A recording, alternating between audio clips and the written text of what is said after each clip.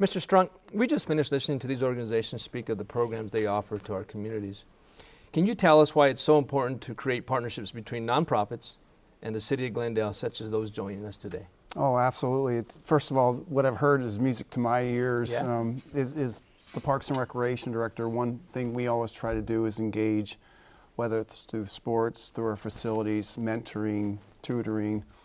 And we know we have a lot of physical assets, but we also know at the same time that we can't always afford to run those. So right. One of the things we've done pretty thoughtfully, strategically over the last few years has been to go out and seek partnerships. And every single person around this table that you've interviewed today is a part of that partnership, whether they realize it or not. In the pastor's case, we had an empty community center at Ocotillo Park. He stepped in. I think it came from a what-if type conversation 3.5 years ago.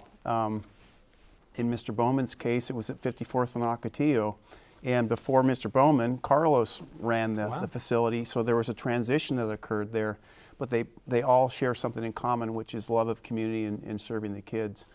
We can set up the planning, the guidelines, whatever you want to call it, but these are the individuals that really make it work. Wow. The Y has been instrumental in providing the meals program and the senior programming at the community center and at our adult center as well. The Boys and Girls Club years ago, the City of Glendale earmarked federal funds to help leverage some capital money sure. to build it in the first place for that community. So partnering is something, it's a time-honored tradition, and we hope to continue it as much as we can. It's very important to our mission as a department. Well, we thank you so much for creating those relationships with those who are with us and others who are not with us today. What other programs does the City of Glendale offer to residents? Specifically in the Parks and Recreation area, we've got the facilities, so we have the parks, we have aquatics, we have a couple of aquatics centers, so you can go swimming. If you want to do exercise, we have a couple of fitness centers, one at the Adult Center, one at the Foothills Recreation Aquatic Center. We have 5 different community neighborhood type centers, 2 of which we've spoken of today. The other one is at 59th and Thunderbird. We have one at 51st and Marlette.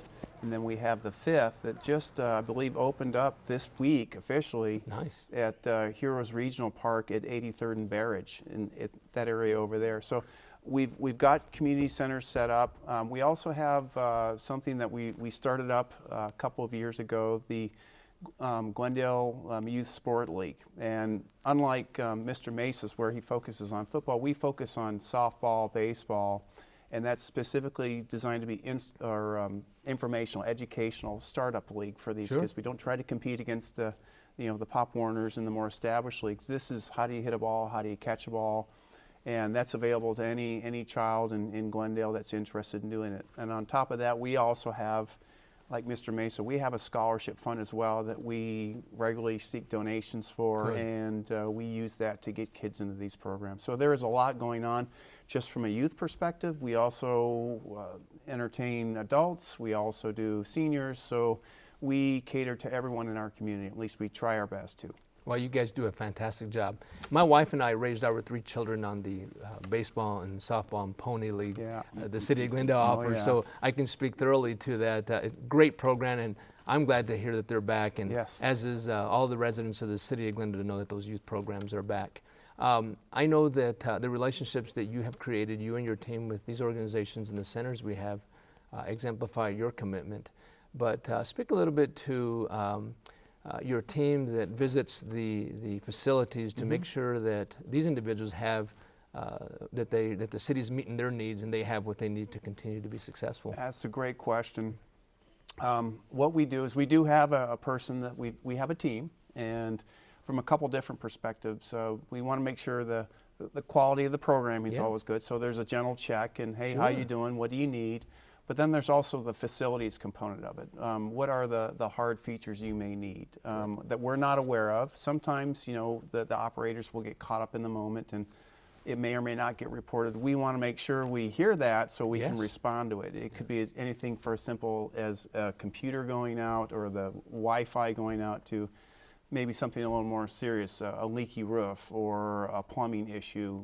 The city through our contracts, takes that part of it on. We want the operators to focus on the quality and making sure the youth and those in the neighborhoods benefit from their programming. We'll provide the building. Well, that's good to know. That's added support to the facilities and to the operators of those facilities. So we thank you for continuing to support them by going out and visiting them often and making sure that their needs are being met and the children's needs are being met. So thank you very much. Mr. Strunk, of the programs you spoke of now, how do residents join? How do they join these programs? Where do they go? Yeah, it depends on what you're interested in doing. We offer a variety of services. The simplest place to go is to visit the website. That'll get you to where you need to be. It's just www.glendaleaz.com. You'll click Parks and Recreation. It'll take you to it, and it's a whole world in and of itself. Or you can call 623-930-2820, and that will get you right through to our customer service staff, and they'll get you right to where you want to go. Well, thank you so much. The partnerships that we've created, the City of Glendale, with these organizations is great. You spoke a little bit about Pastor Emmanuel's building that was vacant prior to him going in there. It's a great thing for them to occupy it, but the programs that they're providing, the city can't provide. So again, thank you and your team.